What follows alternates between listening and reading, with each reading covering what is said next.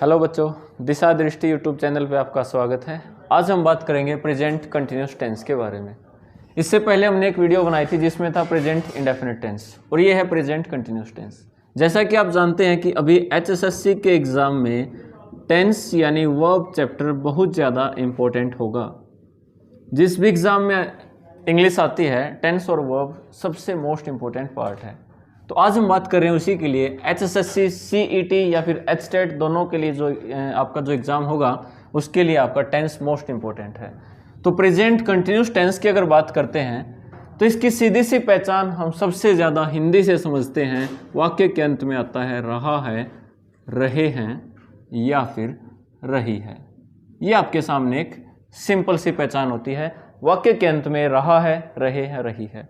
इसमें कोई भी जो काम दिया होगा वो कंटिन्यू होगा, यानी आप जो काम कर रहे हैं, आप स्कूल जा रहे हैं, आप पढ़ रहे हैं, अभी आप फ़ोन देख रहे हैं, कुछ भी ऐसा, वो सारे प्रेजेंट कंटिन्यूस टेंस में ही यूज़ किए जाते हैं। जिसका एक सीधा सा फॉर्मेट है, आपके पास होगा एक सब्जेक्ट, सब्जेक्ट के तुरंत बाद आपके पास होगी हेल्पिंग वर्ब, हेल्पिंग वर्ब के बाद आपके पास होती है मेन वर्ब यानी वर्ब की फॉर्म जो मुख्य क्रिया होगी, और इसके बाद होगा एक ऑब्जेक्ट।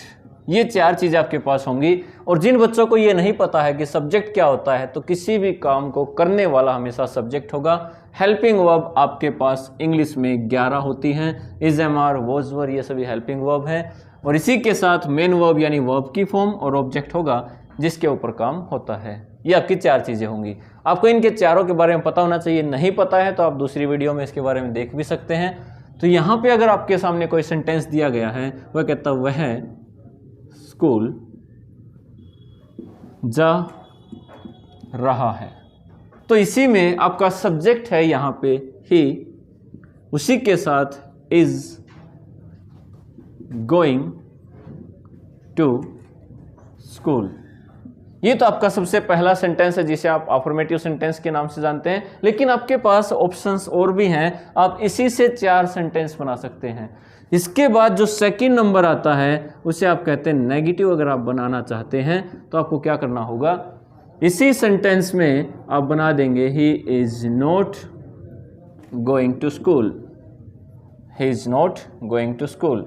और यहाँ पे आपको ध्यान ये रखना है कि किसी भी वाक्य में नोट का प्रयोग हमेशा ही हेल्पिंग वर्ब के तुरंत बाद किया जाता है।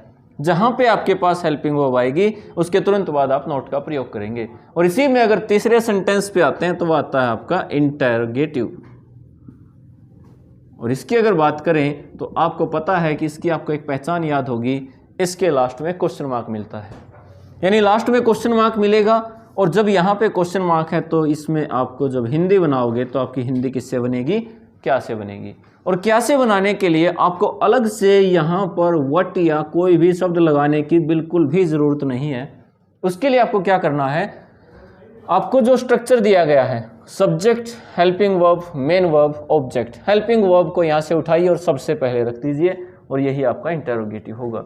इसमें आपको क्या करना है, he is going to school, तो यहाँ पे बनेगा is he going to school, is he going to school, और यहाँ पे आएगा क्वेश्चन मार्क। इसी से नेक्स्ट की अगर बात करें तो ये इंटरोगेटिव भी होगा, लेकिन इसी के साथ वो नेगेटिव भी होगा। और यहाँ पे आपको फिर से नोट जोड़ना होगा, और फिर से नोट जोड़ने के लिए आपको क्या करना है, he is not going to school. अभी मैंने आपको बताया था कि नोट का प्रयोग हमेशा ही हेल्पिंग वर्ब के तुरंत बाद करते हैं। जैसा कि आपने यहाँ पे देखा, नोट आया है हेल्पिंग वर्ब के तुरंत बाद। लेकिन जिस वाक्य में लास्ट में क्वेश्चन मार्क होगा और हेल्पिंग वर्ब वहाँ से उठ के आगे आ जाएगी, नोट वहीं पर रहेगा जहाँ पर पहले था। ये आपने 1 से 4 बना दिए। ये आपका फर्स्ट है, ये सेकंड है, ये थर्ड है, ये फोर्थ है, और फिफ्थ नंबर आता है। आप किसी भी WH फैमिली का कोई भी वर्ड ले सकते हैं और उससे आप कोई भी सेंटेंस बना के देख सकते हैं। यहाँ पे आप कोई भी वर्ड यूज़ करें, जैसे आप कह सकते हैं वाई, तो यहाँ पे आप वाई से भी बना सकते हैं, why is he going to school. ये आपका होगा फिफ्थ। और अगर लास्ट की बात करें तो यहाँ पे कहता है कि इसी में आप नोट का यूज़ भी कर सकते हैं, वाई इज ही, और आपको पता है नोट का प्रयोग कहाँ पे होगा, नॉट गोइंग टू स्कूल।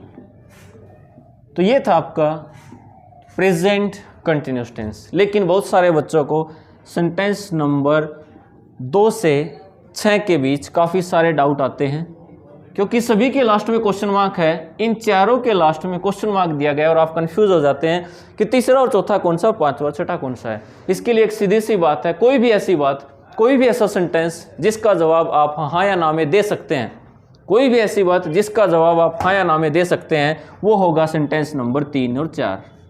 और ऐसी बात जिसका जवाब आप कभी भी हाँ या ना में नहीं दे सकते, वो होगा 5 और 6। जैसे अभी मैं कहूँ क्या आप स्कूल जा रहे हैं, आप कह सकते हैं हाँ हम स्कूल जा रहे हैं, नहीं हम स्कूल नहीं जा रहे हैं। मैं आपसे पूछता हूँ आप स्कूल क्यों जा रहे हैं, अब आप ऐसा कभी नहीं कह सकते कि हाँ हम स्कूल जा रहे हैं। मैंने कहा स्कूल कौन जा रहा है, आप ऐसा नहीं कह सकते हाँ हम स्कूल जा रहे हैं। तो यहाँ पे जो हाँ या ना में जवाब नहीं दे सकता वो है 5 या 6, और जो दे सकता है वो है 3 और 4। तो आपको एक बार ये टेंस पढ़ के देखना है, इसमें आपको कोई डाउट आता है तो कमेंट करके एक बार ज़रूर बताएं। और आपको सारे टेंसेज एक बार अच्छे से रिवाइज करने होंगे, हम वीडियोज़ में भी आपको सारे टेंसेज कराते रहेंगे। और अगर आपको ये वीडियो पसंद आती है तो इसको लाइक शेयर और सब्सक्राइब जरूर करें।